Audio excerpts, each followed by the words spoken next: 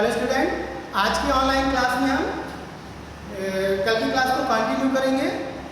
Class call subject biology lesson 6 पढ़ना है, वंशागति का आणविक आधार। इसके पहले अपन ने इसके कई चैप्टर्स को पढ़ लिया है, जिसमें डीएनए, आरएनए की संरचना के बारे में पढ़ा, आरएनए के प्रकार पढ़ा, आरएनए के कार्य पढ़ा।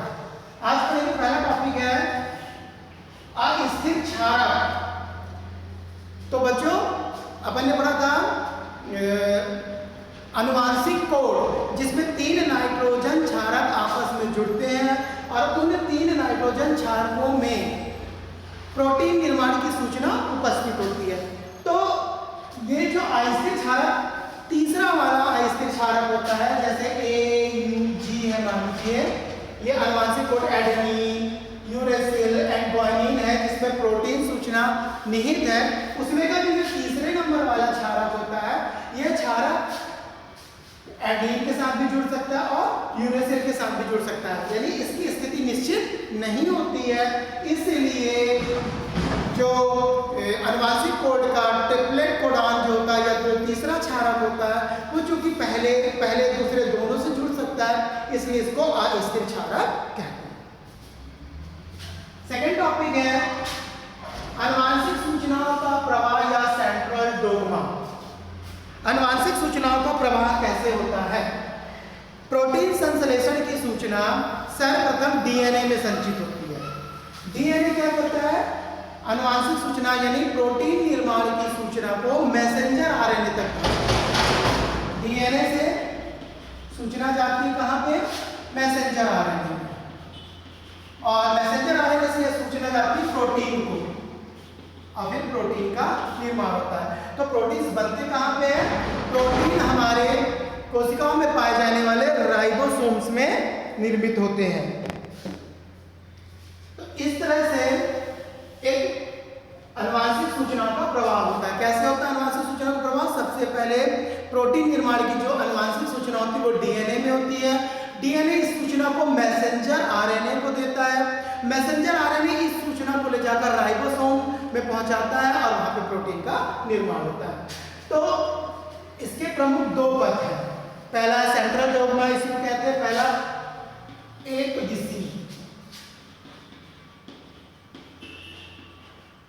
एक दिशी प्रवाह, और दूसरा है चक्रीय प्रवाह।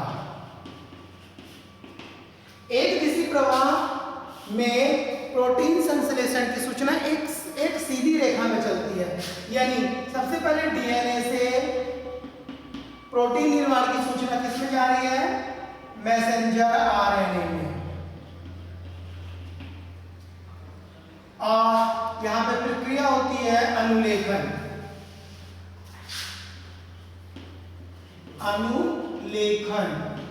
जिसको हम कहते हैं ट्रांसक्रिप्शन। इसके बाद मैसेंजर आरएनए से यह सूचना जाती है प्रोटीन निर्माण की, प्रोटीन बनने में। इसको कहते हैं अनुवादन, इंग्लिश में ट्रांसक्रिप्शन, ट्रांसलेशन। सबसे पहले डीएनए ने सूचना दी प्रोटीन निर्माण की मैसेंजर आरएनए को, मैसेंजर आरएनए को सूचना ले जाकर राइबोसोम को दिया, जहां पर प्रोटीन का निर्माण शुरू हो गया। डीएनए से सूचना जाना मैसेंजर आरएनए में अनुलेखन कहलाता है, ट्रांसक्रिप्शन, और मैसेंजर आरएनए से प्रोटीन की सूचना प्रोटीन बनने में जाती है, तो उसको कहते हैं अनुवादन या ट्रांसलेशन। ये एक ही लाइन में होती है। अब पढ़ेंगे चक्रीय प्रवाह। इसमें प्रोटीन निर्माण की सूचना डीएनए से पहले जाती है मैसेंजर आरएनए में, वहां से सूचना जाती है प्रोटीन बनने में, प्रोटीन्स का निर्माण। प्रोटीन के बाद यह सूचना वापस डीएनए में चली जाती है।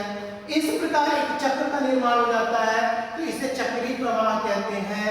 और इस तरह आनुवांशिक सूचना डीएनए से मैसेंजर आरएनए से प्रोटीन्स, और प्रोटीन से वापस डीएनए में पहुंच जाती है, तो इसको चक्रीय प्रवाह। बच्चों अब थर्ड जो पॉइंट है हम पढ़ेंगे प्रोटीन संश्लेषण, यानी प्रोटीन निर्माण होता कैसे है। तो प्रोटीन निर्माण के लिए 20 अमीनो अम्ल की आवश्यकता होती है। जब 20 अमीनो अम्ल आपस में जुड़ते हैं तब प्रोटीन का एक अणु बनता है। प्रोटीन निर्माण के लिए 2 क्रियाएं होती हैं। पहला है अनुलेखन।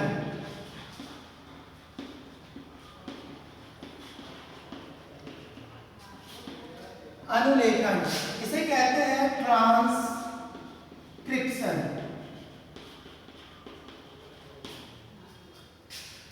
अनुलेखन डीएनए अनुलेखन की प्रक्रिया में क्या होता है,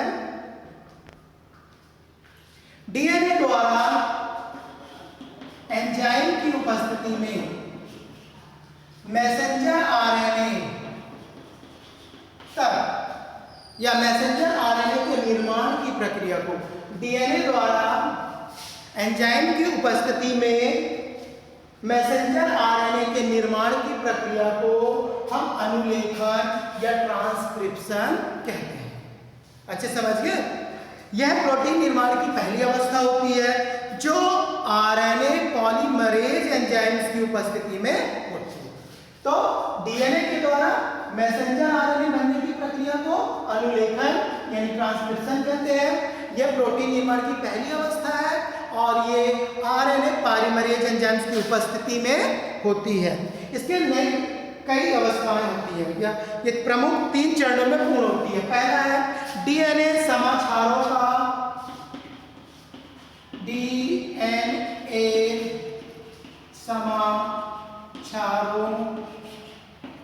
समाचारों का अनावरण।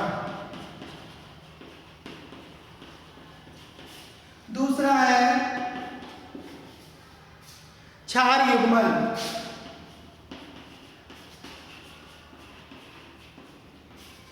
तीसरा है आरएनए श्रृंखला का निर्माण।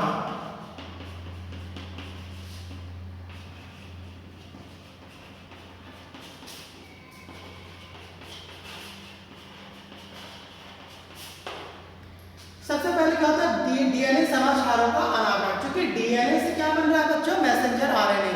तो सबसे पहले डीएनए के जो क्षारक होते हैं उनमें एंजाइम्स के कारण या वो डबल हेलिक्स जो श्रृंखला होती है डीएनए की, ऐसी दोहरी कुंडली संरचना, उनमें बीच के हाइड्रोजन बांड टूट जाते हैं और डीएनए इकहरी श्रृंखला में कन्वर्ट हो जाता है, बदल जाता है। तो डीएनए का जो क्षार लगे होते हैं एडेनिन के साथ थायमिन, साइटोसिन के साथ ग्वानिन, वो दोनों श्रृंखलाएं अलग हो जाती है और उनके क्षार अनावरण मतलब स्वतंत्र हो जाते हैं और अलग हो जाते हैं। सेकंड है क्षार युग्मन। अब जैसे यहाँ पे आप चित्र में देखेंगे, यहाँ पे एडेनिन है, यहाँ पे थायमिन, साइटोसिन, यहाँ पे ग्वानिन। अब क्षार युग्मन में क्या होता है, कोशिका द्रव में ये नाइट्रोजन क्षार व्यवस्थित होते हैं जो विपरीत क्रम में जाकर डीएनए के सांचे का कार्य करते हैं। यानी एडेनिन के साथ जाकर यूरेसिल जुड़ता है क्योंकि आरएनए में थायमिन नहीं होता, साइटोसिन के साथ ग्वानिन जुड़ता है, ग्वानिन के साथ साइटोसिन जुड़ता है। इस तरह से तो डीएनए की जो सिंगल श्रृंखला होती है बच्चों, वो डीएनए आरएनए के लिए सांचे का काम करती है। इकहरी श्रृंखला से इसके विपरीत के नाइट्रोजन क्षार जाकर इसमें जुड़ते हैं। जैसे एडेनिन के साथ क्या जुड़ेगा, यूरेसिल, क्योंकि आरएनए में थायमिन नहीं होता। साइटोसिन के साथ ग्वानिन जुड़ेगा, ग्वानिन के साथ साइटोसिन जुड़ेगा और इस तरह से डीएनए से आरएनए यानी मैसेंजर आरएनए का एक सांचा बन जाता है और इसे कहते हैं क्षार युग्मन, मतलब क्षारकों का जुड़ना। तीसरा पॉइंट है आरएनए श्रृंखला का निर्माण। अब जब ये क्षार युग्मक आपस में जुड़ जाते हैं, ये देखिए आप लोग जैसे ये डीएनए है, एडेनिन, साइटोसिन, ग्वानिन, अब ये सांचे का कार्य कर रहा है। यहाँ पे यूरेसिल जुड़ गया, इसमें ग्वानिन जुड़ गया, इसमें साइटोसिन जुड़ गया। तो ये था आपका डीएनए और ये सांचे में बन गया मैसेंजर आरएनए। इस तरह से आरएनए श्रृंखला का निर्माण हो गया। तो डीएनए से मैसेंजर आरएनए बनने की प्रक्रिया को हम क्या कहेंगे, अनुलेखन यानी ट्रांसक्रिप्शन। यह प्रोटीन निर्माण की पहली अवस्था है। फिर से क्या बता देता हूँ, सबसे पहले इसमें क्या होता है डीएनए समक्षारकों का अनावरण, यानी एंजाइम्स के कारण डीएनए के कुंडलन खुल जाते हैं। खुलने के बाद क्षार युग्मन, कोशिका द्रव का जो क्षार होता है वो विपरीत क्रम में जाकर इस डीएनए श्रृंखला के साथ जुड़ने लगता है और सांचे के रूप में नई श्रृंखला बनाता है, और ये नई श्रृंखला फिर आरएनए श्रृंखला बन जाती है। तो इस तरह से मैसेंजर आरएनए का निर्माण। फिर इसका दूसरा प्रकार है अनुवादन। सेकेंड पॉइंट, अनुवादन, इसे हम कहते हैं ट्रांसलेशन। मैसेंजर आरएनए से द्वारा, मैसेंजर आरएनए द्वारा प्रोटीन निर्माण की प्रक्रिया को हम अनुवादन कहते हैं। यानी मैसेंजर आरएनए से जब प्रोटीन का निर्माण होने लगता है या प्रोटीन्स बनता है तो हम इस अवस्था को अनुवादन या ट्रांसलेशन कहते हैं। बच्चों, मैसेंजर आरएनए द्वारा प्रोटीन बनने की प्रक्रिया राइबोसोम में पाई जाती है, क्योंकि राइबोसोम के अंदर राइबोसोमल आरएनए होते हैं। इस प्रकार डीएनए से सूचना पहुंची कहां पे? मैसेंजर आरएनए में। किसकी सूचना? प्रोटीन बनाने की सूचना। अब मैसेंजर आरएनए से वो प्रोटीन निर्माण की सूचना कहां गई? राइबोसोम में। और राइबोसोम में जाने के बाद वहां पर क्या बनना शुरू हो गया? प्रोटीन। तो इस तरह बच्चों मैसेंजर आरएनए से प्रोटीन निर्माण की प्रक्रिया को हम अनुवादन या ट्रांसलेशन कहते हैं। इसकी निम्न अवस्थाएं होती है। पहला है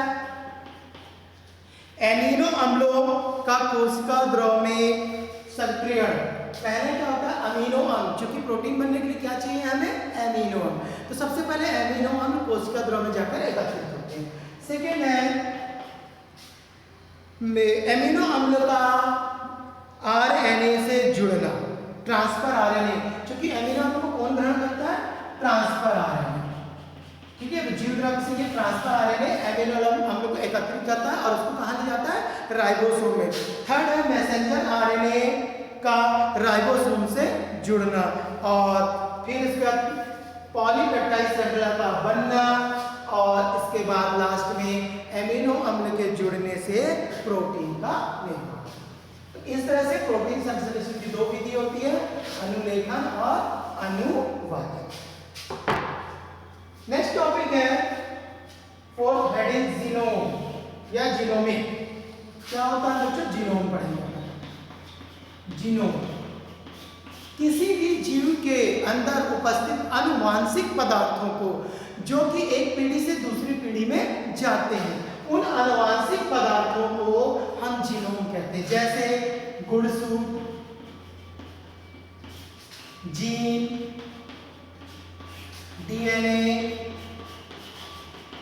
और विषाणु के आरएनए, विषाणु में पाए जाने वाले आरएनए, ये सारी चीजें, ये पदार्थ जो होते हैं आनुवांशिक पदार्थ होते हैं जो कि जनक के या माता पिता के लक्षणों को उनके संतानों में पहुंचाते हैं। तो इन आनुवांशिक पदार्थों को हम जीनोम कहते हैं। अब विज्ञान की जिस शाखा में हम जीनोम का अध्ययन करते हैं उसको जीनोमिक कहते हैं या जीनोमिकी कहते हैं। ठीक है, इसका उद्देश्य या महत्व क्या है? तो इसका उपयोग यह है कि इसके द्वारा हम किसी भी मनुष्य के आनुवांशिक गुणों का पता लगा सकते हैं।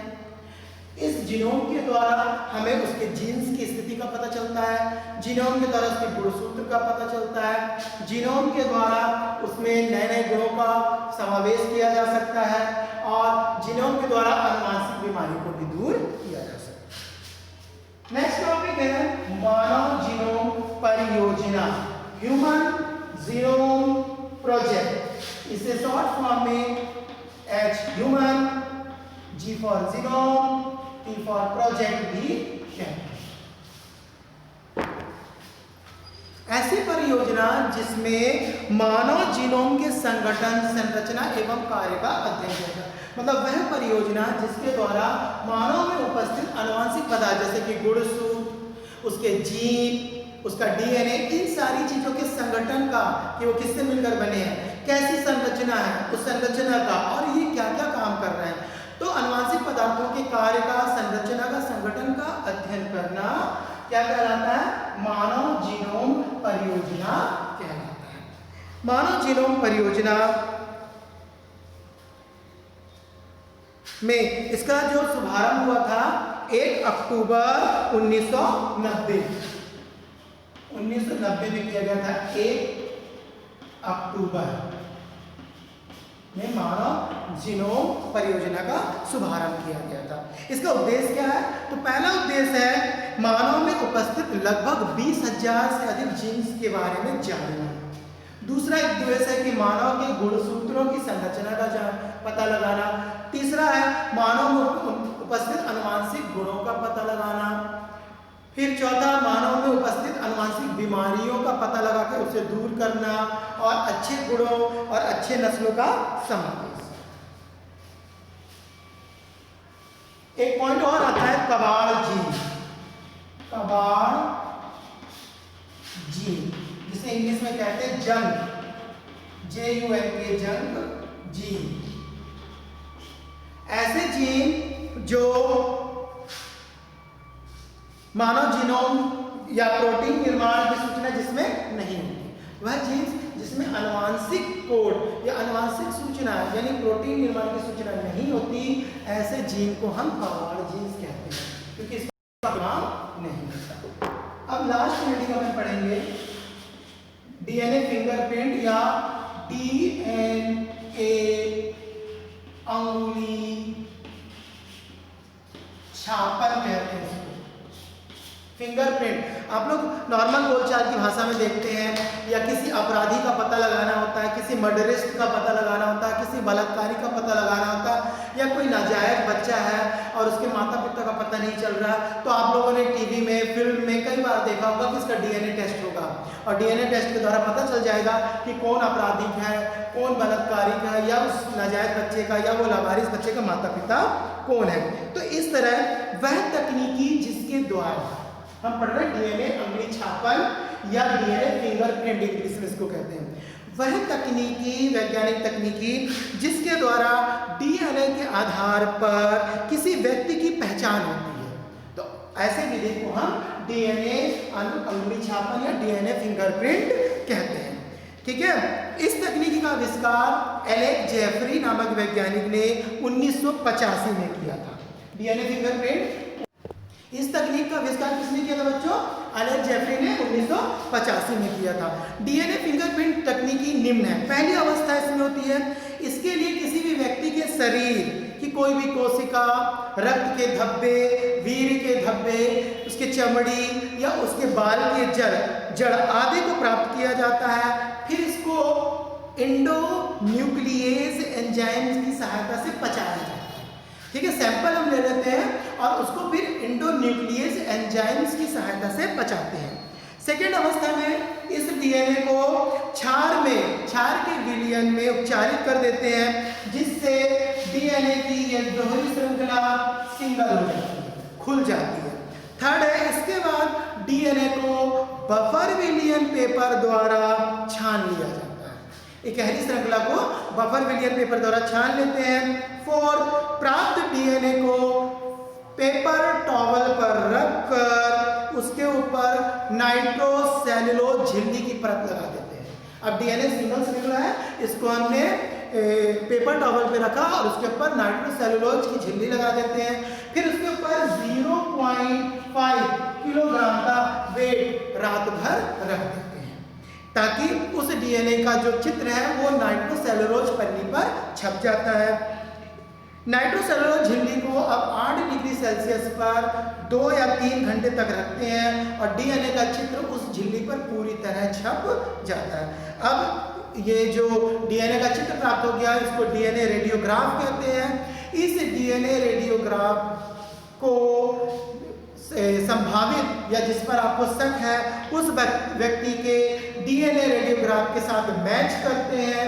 दोनों DNA रेडियोग्राफ सेम हो जाते हैं। अगर उनकी संरचना, उनका संगठन एक जैसा हो जाता है तो इससे हमको उस व्यक्ति की पहचान हो जाती है और इससे आपराधिक व्यक्ति, बलात्कारी व्यक्ति या लावारिस बच्चे के माता पिता का पता चल जाता है।